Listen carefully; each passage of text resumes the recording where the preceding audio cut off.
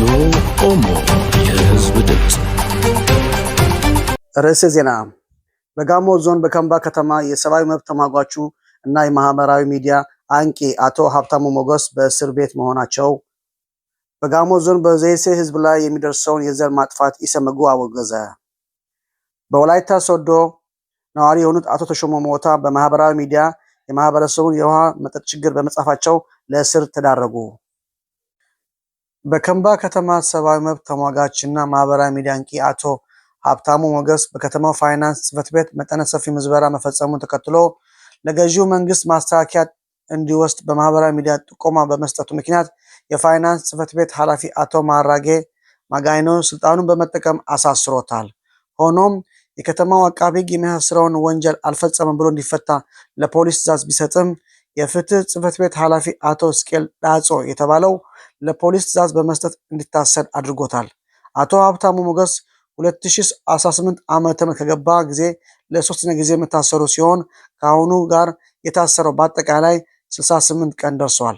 በቀጣይ ለሚመለከተው የከምባ ከተማ ፋይናንስ ጽሕፈት ቤት የገንዘብ ምዝበራ መረጃ ለተከታታይ 3 ዙር የሚናቀርብ ስለሆነ በሀገር ውስጥም ከውጭም ያላችሁ የሰብአዊ መብት ተሟጋችና አክቲቪስቶች በግፍ ለታሰረ ለሚሰቃየው ወንድማችን ድምፅ እንድንሆንለት ጥሪያችንን እናቀርባለን። ፍትህ ለአቶ ሀብታሙ ሞገስ። በጋሞ ዞን በዘይሴ ህዝብ ላይ የሚደርሰውን የዘር ማጥፋት ኢሰመጉ አወገዘ። በደቡብ ኢትዮጵያ ጋሞ ዞን የዘይሴ ወረዳ ነዋሪዎች የልዩ ወረዳ ጥያቄ ካነሱ ወራት ተቆጥረዋል። ይህ የዲሞክራሲ ማንነት ጥያቄ ግን በውይይት ፋንታ በጥይት ምላሽ እያገኘ ይመስላል።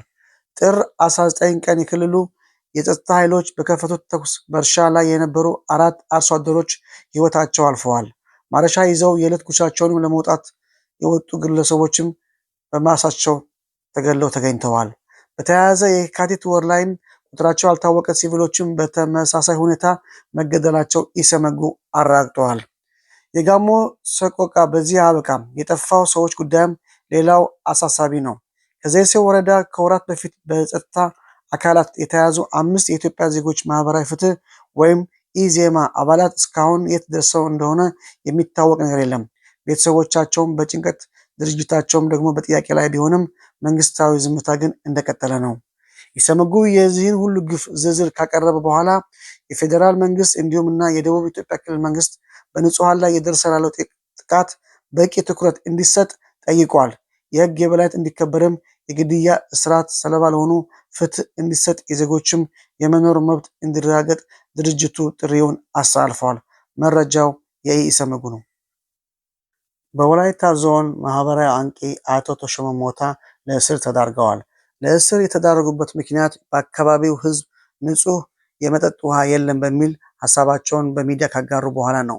እንዲታሰሩ ትዕዛዙን ያስተላለፉት የወላይታ ዞን ዋና አስተዳዳሪ ረዳት ፕሮፌሰር ሳሙኤል ተሰማ መሆናቸው እየተነገረ ነው። ፍትህ ለታሰረው ወጣት ተሾመ ሞታ። ጉማይዶ ማዞራ ወረድ ብሎ የሚኖሩ ሰዎች ሸላለ በሚባል ቦታ የዛሬ 8 ወር 12 ሰዎች መገደሉ የሚታወቅ ነው።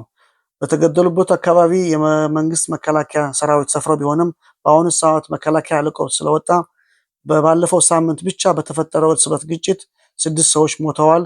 የቆሰሉት ብዛት 12 እንደሆነ እየተነገረ ነው። የዕለቱ ዜና እነዚህ ነበሩ። በሌላ ጊዜ እስከምንገናኝ መልካም ጊዜ፣ መልካም ሰንበት። ቻው።